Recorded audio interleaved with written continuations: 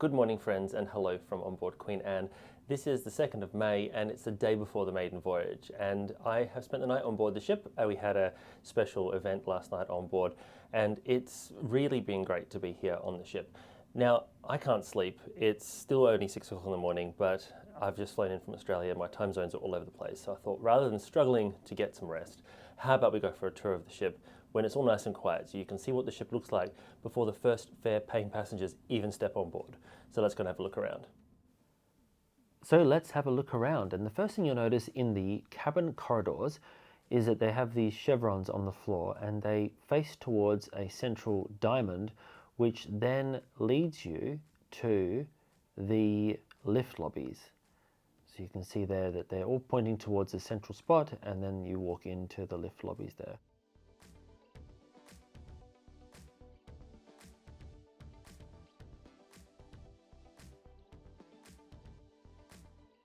And then you make your way through here, and this is what the lift lobbies look like.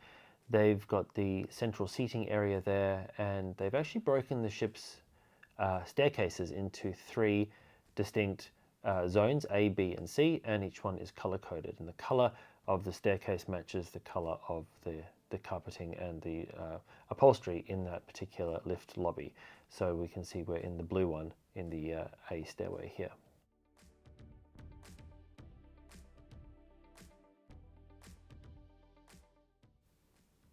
So we've now descended to deck 3, and this is one of the main entertainment decks on board the ship. Deck 3 and deck 2, as well as parts of deck 1.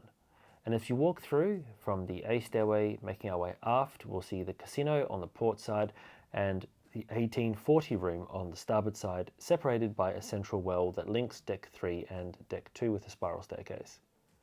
Now, this was an important part of Queen Anne's design, to have the various public rooms linked by these stairwells that are outside of the main elevator banks to reduce the amount of crowding that you get in the main A, B, and C stairwell. You can see the curved design there, reminiscent really of the QE2's curved staircase designs when she first came into service. The casino wraps around behind that central wall, and this just gives you a bit of a view down that stairway to deck 2. And I know people make comments about how much I reference the colors of the carpets, but this just gives you a bit of an opportunity to check out the design there and how it changes as you move through the ship. So having a look around here and then back towards the bar.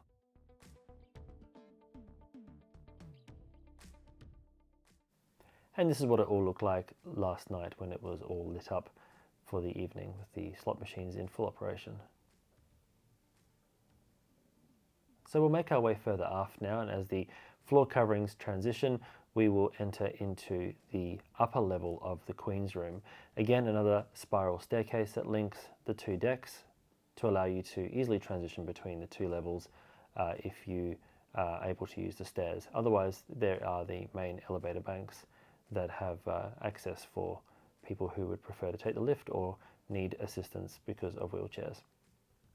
Now, the Queen's Room downs floor has been referenced quite a lot. It is a different shape to the other Cunard ships, but it is quite wide. And last night there was a great party in here with disco music, but this would also be a great place for ballroom dancing as well. And that screen there on the bulkhead, on the forward bulkhead, that lights up with different images throughout the day and into the evening.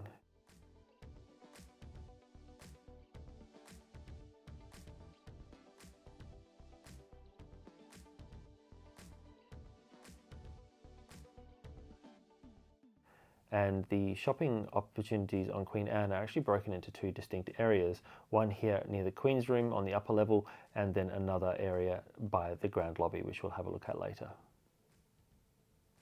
So the top level here is a great place to sit and have conversations and meet and mingle with guests. And the lower level, of course, has the access to the dance floor here, which you can see. There's that spiral staircase once again.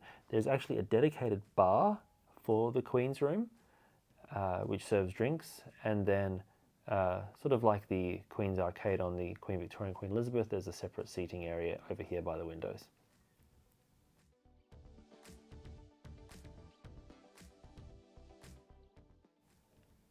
Now, the Bright Light Society, which is a brand new space for Cunard and a brand new space on Queen Anne.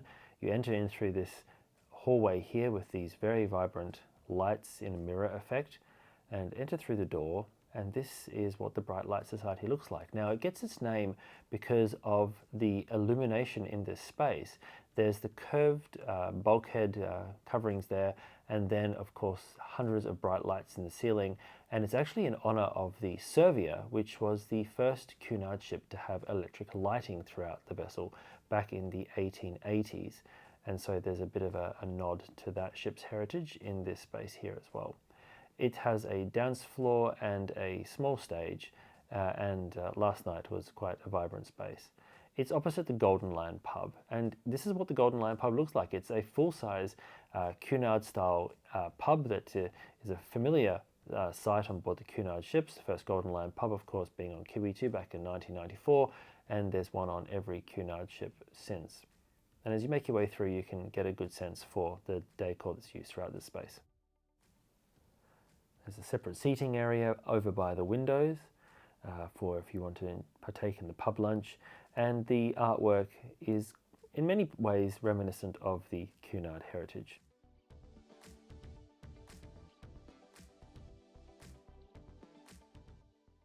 Now we've made our way down to the forward end of the ship, and we'll find the Royal Court Theatre. This is very different from the Royal Court Theatres on the Queen Elizabeth and Queen Victoria, and of course very different as well to the Royal Court Theatre on Queen Mary 2.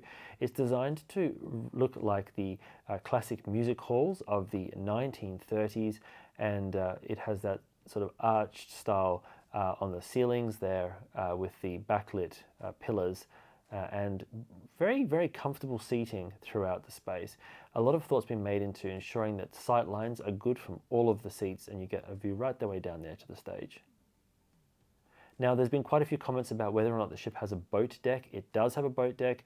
It is a boat deck like Queen Victoria and Queen Elizabeth in that it goes around the aft of the ship and then back up on both ports and starboard side. It is not a teakwood boat deck like you find on Queen Mary 2, and the views from much of the boat deck are blocked by the lifeboats which sit here alongside. However, it does allow you to have some fresh air. You can do your jogging, your walk around the boat deck as the ship's at sea, and it does give you glimpses up into the sky above.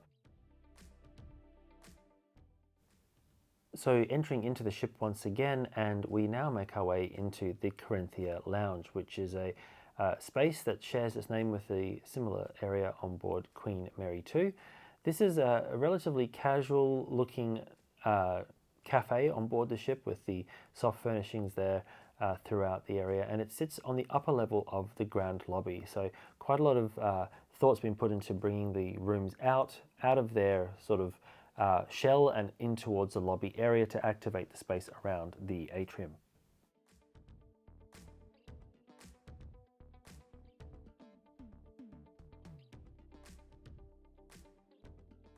And I really like the way that the windows here look right out onto the boat deck, that section that I was talking about before where you get the view of the ocean, so you can enjoy that both inside and outside. And just like the Corinthia Lounge on Queen Mary 2, this one serves yummy pastries as well as coffee. Continuing on, and this is the second shopping precinct on board the ship. It sits alongside and behind the grand lobby on the upper level. And the ship has a lot of circular and curves in the design, and so the shopping promenade has curved walls which mirror the curved well that sits above the grand lobby space there. There's a variety of different shops, from multiple boutiques to perfumeries to jewelry shops and gift shops as well. Now this is the upper level of the grand lobby, and you can see the centerpiece here, which is this image of an ocean liner. But as you move around the lobby, it actually changes its picture. It starts off with an image of a deck scene from on board the Cunard ships of days gone by. As you go to the center, it transitions fully into this image of a stylized ocean liner, a bit reminiscent of what you find in the Britannia Restaurant on board Queen Mary 2, and then as you make your way around again, it transitions once again to a scene from Venice Venice, of course, being the city in which this ship was built. And then there's this curved staircase that links the various levels. It actually reminds me a bit of the design on board Aurora and the Oriana, two P&O cruiser ships that well predate Queen Anne, but it has that sort of same curved structure that then has a landing and then continues on the opposite side. It just reminds me of those two ships.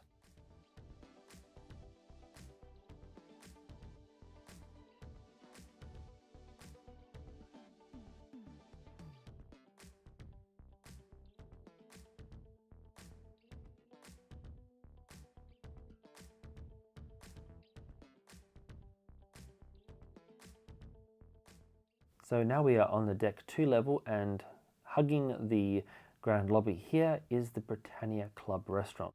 And it's a much larger space than what you find on board Queen Victoria, Queen Elizabeth and Queen Mary too. It's a quite sizable restaurant.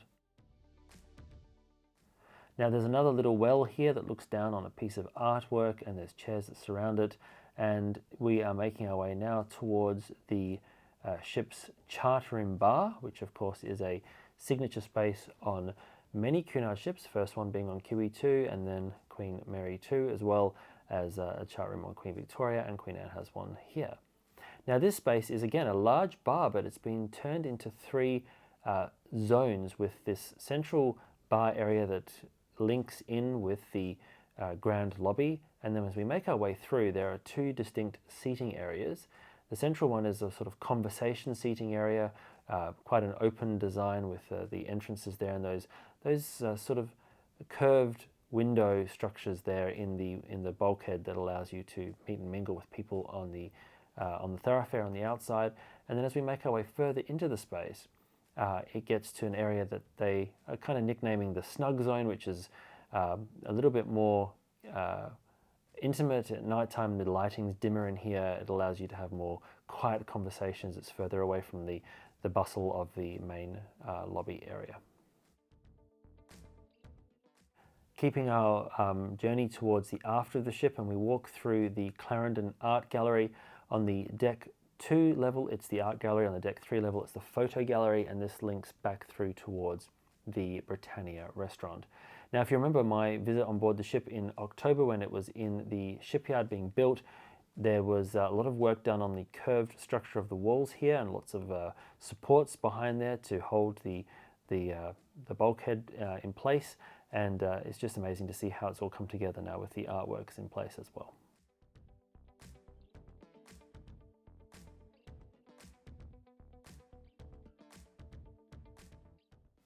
And it actually reminds me a little bit of the Deck 3L walkways with the art gallery like they have on Queen Mary 2. And one of the things that's interesting about this ship is that they have seemed to take a lot of lessons from the various different ships in terms of passenger flow and amenities, and tried to blend them into Queen Anne to offer a very well thought out passenger flow throughout the ship, it seems, at least on these early days.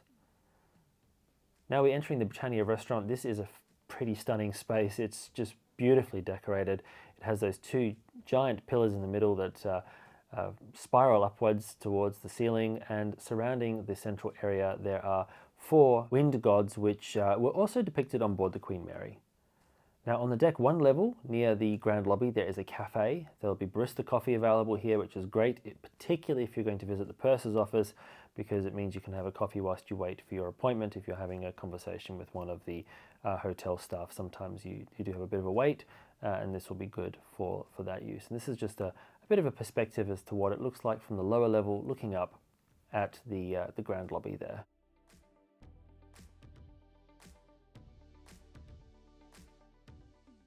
So what do you think so far? Do you like this this take on Cunard, the more modern take on the Cunard brand? Let me know what you're thinking in the comments below. But you can see here as we move around how that mural transitions there as you move around the ship. So now we're walking down towards the purser's office on board, and it's a separate space over here, a little bit away from the main lobby, perhaps a little bit smaller than the purser's office on the other ships, but still quite a sizable desk there. Now we're walking into the games room, which is pretty much the card room on board the ship. There's tables here for card playing, and there are access to board games in here as well. And this has to be one of the coolest chessboards I have ever seen. I mean, it is just so cool the way they've designed this with the ship in mind. And if you're listening and you want to buy me a birthday present or a Christmas present, I definitely would like to have one of these. So heading over to the starboard side, and we've got the drawing room. And this was a pretty cool experience because one of our Cunard books was selected for display here. And yes, the ship does have self-service guest laundries. This is the small one on deck 1. Now let's check out the Mareel Spa facility, and this is a pretty cool space. It's where the spa, the beauty salon, and the gym, as well as the hydrotherapy pool is located. So if we come through here, it's again got a curved structure, and the curved walls here surround the hydrotherapy suite, which we'll check out last. But throughout here, you'll find all the various treatment rooms and also saunas as well. There's a number of different types. And here is the hydrotherapy pool. So just like on the other Cunard ships, they have the lovely spa facility. And there's also the hot stone beds for relaxation afterwards. Now on the very top of the ship you'll find the Commodore Club, and the Commodore Club here is quite a large space. It actually sits at the very forward end of the ship and has forward facing views, and then the bar at the aft end there for serving drinks throughout the day and night. Nearby there's the wedding venue, where weddings at sea or renewal of vows are undertaken. Now as we make our way along the port side, again heading towards the Commodore Club, we'll find the library. And I was pretty excited to see this space because the library stocks maritime history books, which I'm very interested in. Now Cunard fans, you might be distraught to hear that this ship does not have a bookshop like the other Cunard ships, and of course that is a treasure trove for many people on board the Cunard ships, but she does have this library, and it's reasonably well stocked. It's not as well stocked as Queen Mary II's, I wouldn't say, but it has got a fairly large selection of books. It's a proper library. It's not just a small token nook like you find on so many cruise ships. It does seem like a fairly sizable space, and it has a book return area and a station for a librarian as well. And there's actually a maritime history section, which I managed to discover just over here. Queen Elizabeth, A Photographic Journey. Great choice. But lots of other books to choose from if you wish to have something to read. And during the day when the ship's at sea, these grills would all be opened up so you could access the books without anything in the way.